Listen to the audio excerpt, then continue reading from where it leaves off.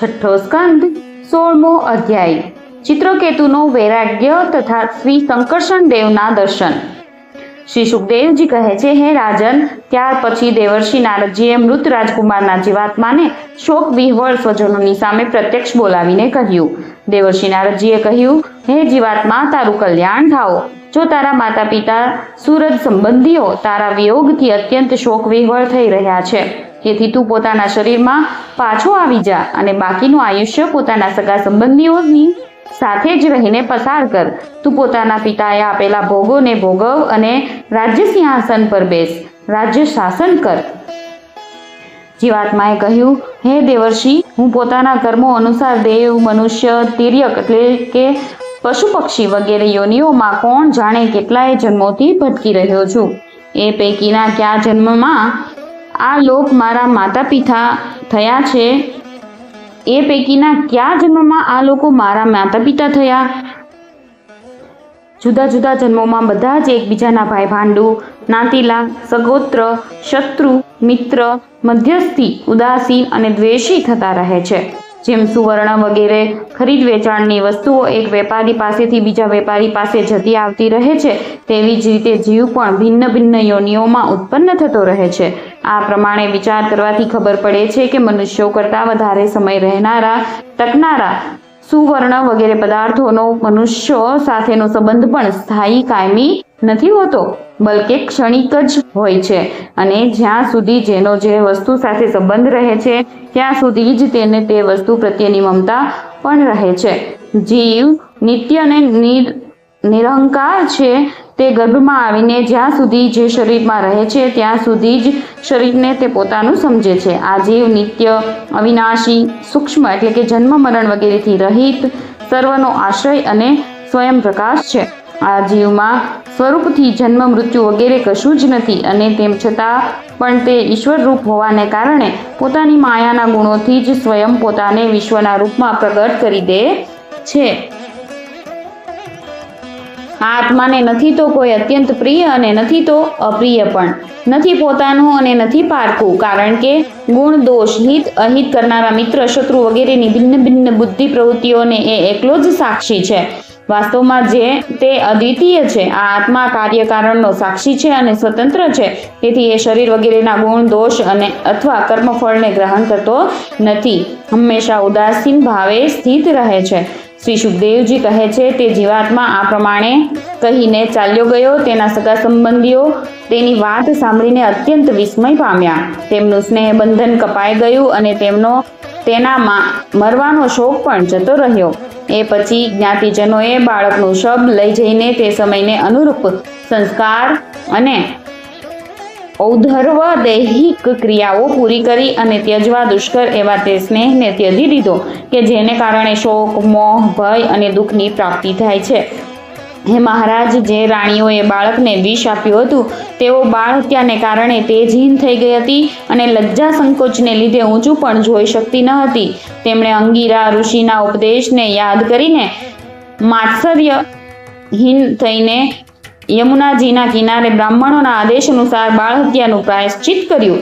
હે પરીક્ષિત, આ પ્રમાણે અંગીરા ઋષિ અને નારદજીના ઉપદેશથી વિવેક બુદ્ધિ જાગૃત થવાને કારણે રાજા ચિત્રકેતુ ઘર ગૃહસ્થીના અંધારા કૂવામાંથી એવી રીતે બહાર નીકળી આવ્યા કે જેમ કોઈ હાથી તળાવના કીચડમાંથી બહાર નીકળી આવે। તેમણે યમુનાજીમાં વિધિપૂર્વક સ્નાન કરીને તર્પણ વગેરે ધાર્મિક ક્રિયાઓ કરી, ત્યારબાદ સંયંતેન્દ્રિય અને મૌન થઈને તેમણે દેવર્ષિ નારદ અને મહર્ષિ અંગીરાના ચરણોની વંદના કરી। ભગવાન નારદજીએ જોયું કે ચિત્રકેતુ જીતેન્દ્રિય, ભગવત ભક્ત અને શરણાગત છે, તેથી તેમણે અતિ પ્રસન્ન થઈને તેમને આ વિદ્યાનો આ પ્રમાણે ઉપદેશ કર્યો।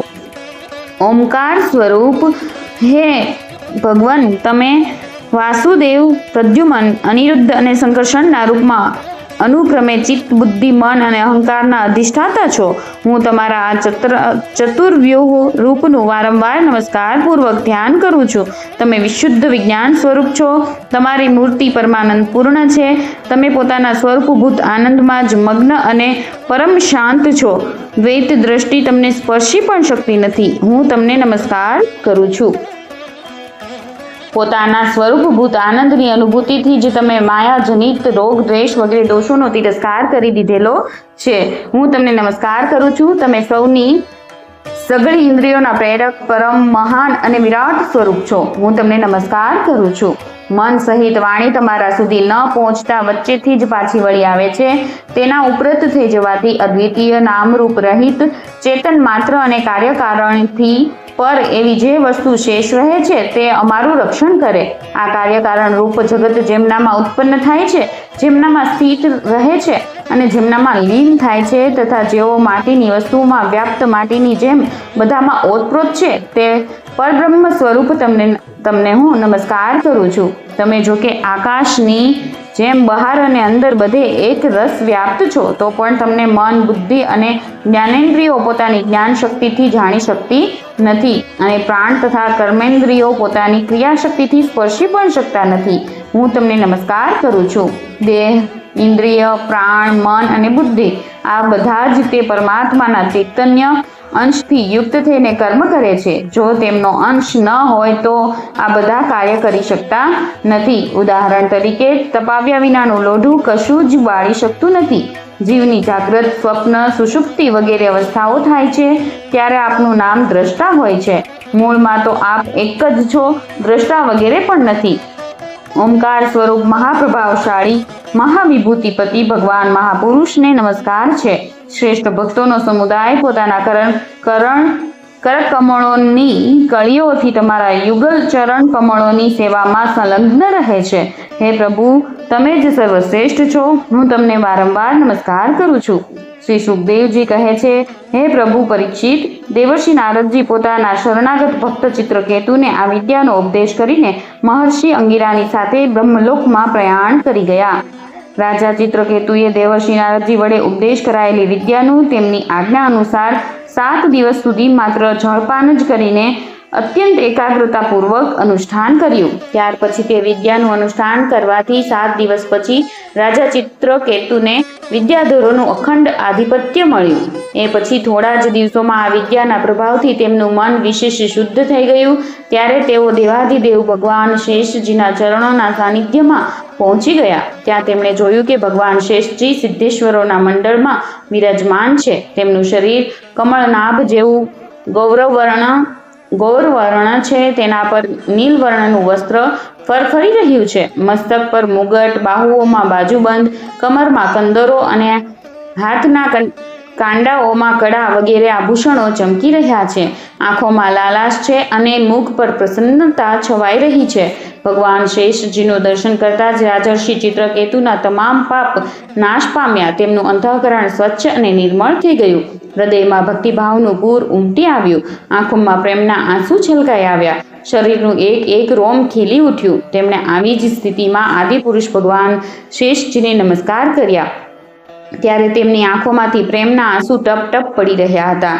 એનાથી ભગવાન શેષજીના ચરણ મૂકવાની પીઠિકા ભીંજાઈ ગઈ. એમ પ્રેમના ઉદ્રેકને કારણે તેમના મુખેથી એક અક્ષર પણ નીકળી શક્યો નહીં. તેઓ ઠીક સમય સુધી ભગવાન શેષજીની કશી સ્તુતિ પણ કરી શક્યા નહીં. થોડી વાર પછી તેમને બોલવાની થોડીક શક્તિ પ્રાપ્ત થઈ. તેમણે વિવેક બુદ્ધિથી મનને સમાહિત એટલે કે સમધારણ કર્યું અને સમસ્ત ઇન્દ્રિયોની બાહ્ય વૃત્તિઓનો નિરોધ કર્યો. પછી જેમના સ્વરૂપનું 5 રાત્ર વગેરે ભક્તિશાસ્ત્રોમાં વર્ણન કરવામાં આવ્યું છે તે જગદગુરુની તેમણે આ પ્રમાણે સ્તુતિ કરી. ચિત્રકેતુ સ્તુતિ કરતા બોલ્યા, હે અજીત, જીતેન્દ્રિય અને સમદર્શી સાધુઓએ તમને જીતી લીધા છે. તમે જ પોતાના સૌંદર્ય, માધુર્ય, કારુણ્ય વગેરે ગુણોથી તેમને પોતાના વશમાં કરી લીધા છે. અહો, તમે ધન્ય છો, કારણ કે જેઓ નિષ્કામ ભાવે તમારી ભક્તિ કરે છે તેમને તમે કરુણાવશ થઈને સ્વયં પોતાને પણ અર્પણ કરી દો છો.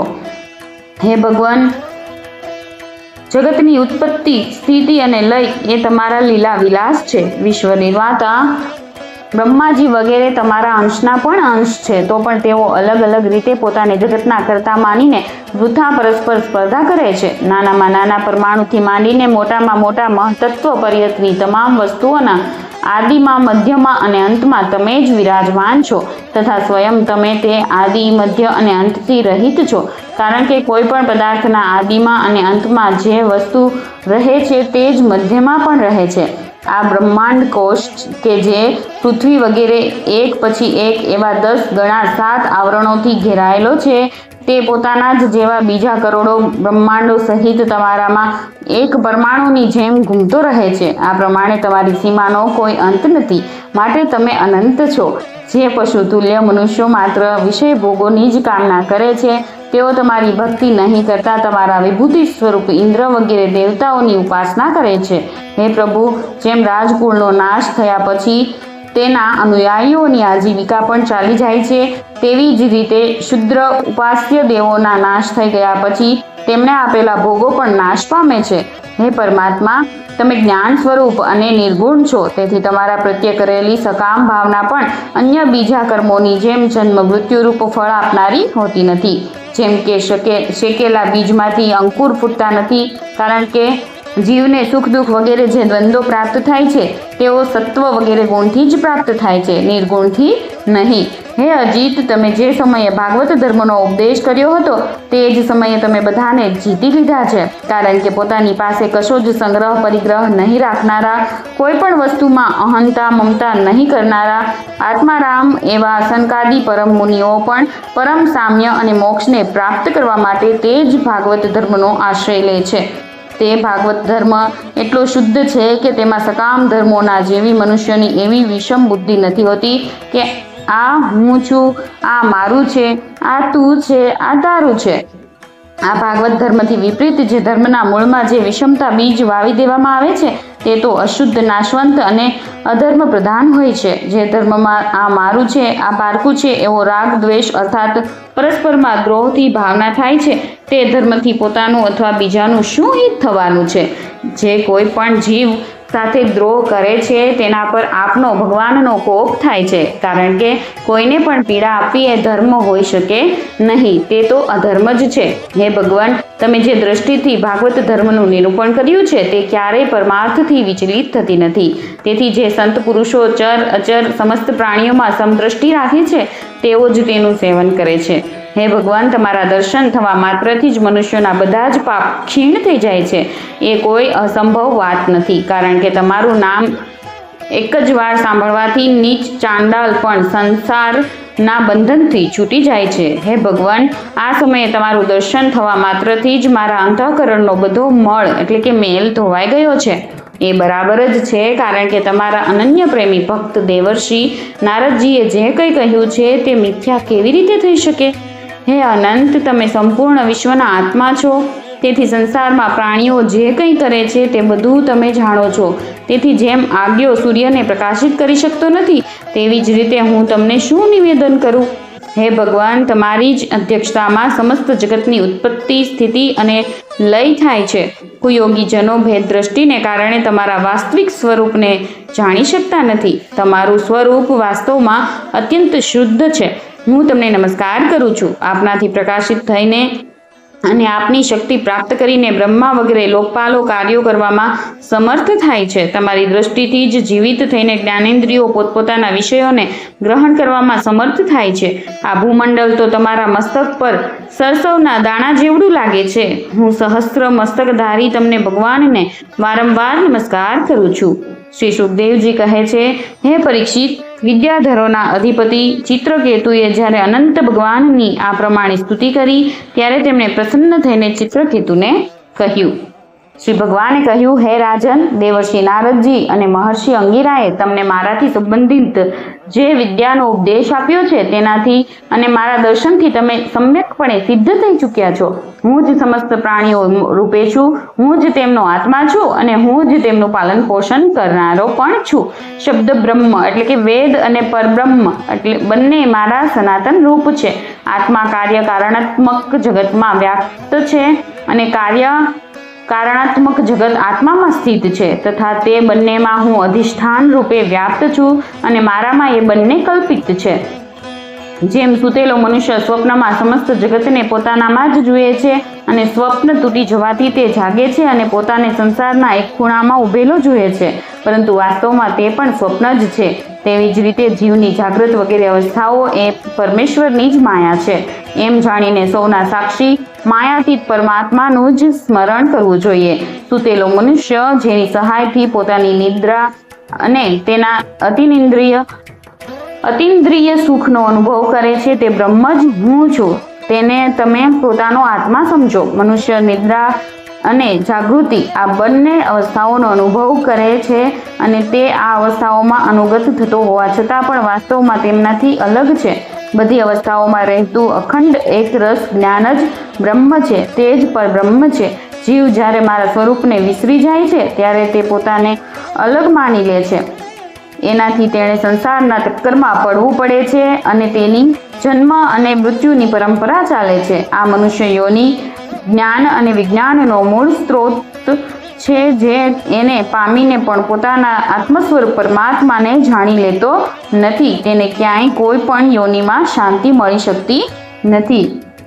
હે રાજન, સાંસારિક સુખ માટે જે ક્રિયાઓ કરવામાં આવે છે તેમાં શ્રમ પડે છે, ક્લેશ અનુભવાય છે અને જે પરમ સુખના ઉદ્દેશ્યથી તે કાર્યો કરવામાં આવે છે તેનાથી બિલકુલ વિપરીત તેઓ અત્યંત દુઃખ આપે છે. પરંતુ કર્મો કરવામાંથી નિવૃત્ત થઈ જવાય તો કોઈ પ્રકારનો ભય રહેતો નથી. આમ વિચારીને બુદ્ધિમાન મનુષ્યએ કોઈ પ્રકારના કર્મોનો અથવા તે કર્મોના ફળનો સંકલ્પ કરવો જોઈએ નહીં. જગતના બધા જ સ્ત્રી પુરુષો એટલા માટે કર્મો કરે છે કે એનાથી તેમને સુખ મળે અને દુઃખોમાંથી છુટકારો થાય, પરંતુ એ કર્મોથી નથી તો તેમનું દુઃખ દૂર થતું અને નથી તો તેમને સુખની પ્રાપ્તિ થતી. જે મનુષ્ય પોતાને ઘણા મોટા બુદ્ધિમાન માનીને કર્મની જાળમાં ફસાયેલા છે તેમને વિપરીત ફળ મળે છે. આ વાત સમજી લેવી જોઈએ. સાથે સાથે એ પણ જાણી લેવું જોઈએ કે આત્માનું સ્વરૂપ અત્યંત સૂક્ષ્મ છે અને તે જાગ્રત, સ્વપ્ન, સુષુપ્તિ એ ત્રણેય અવસ્થાઓ અને તેના અભિમાનીઓ કરતાં વિલક્ષણ છે.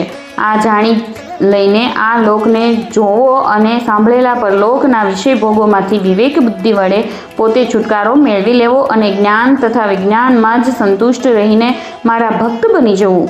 જે લોકો યોગ માર્ગનું તત્વ સમજવામાં નિપુણ છે તેમણે સમ્યકપણે સમજી લેવું જોઈએ કે જીવનો સૌથી મોટો સ્વાર્થ અને પરમાર્થ માત્ર આટલો જ છે કે તે બ્રહ્મ અને આત્માની એકતાનો અદ્વૈતનો અનુભવ કરી લે.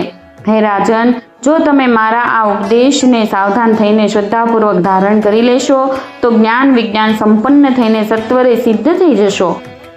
શ્રી સુખદેવજી કહે છે, હે રાજન, જગતગુરુ વિશ્વાત્મા ભગવાન શ્રી હરિ ચિત્રકેતુને આ પ્રમાણે સમજાવીને તેમની સામે જ ત્યાંથી અંતર્ધાન થઈ ગયા.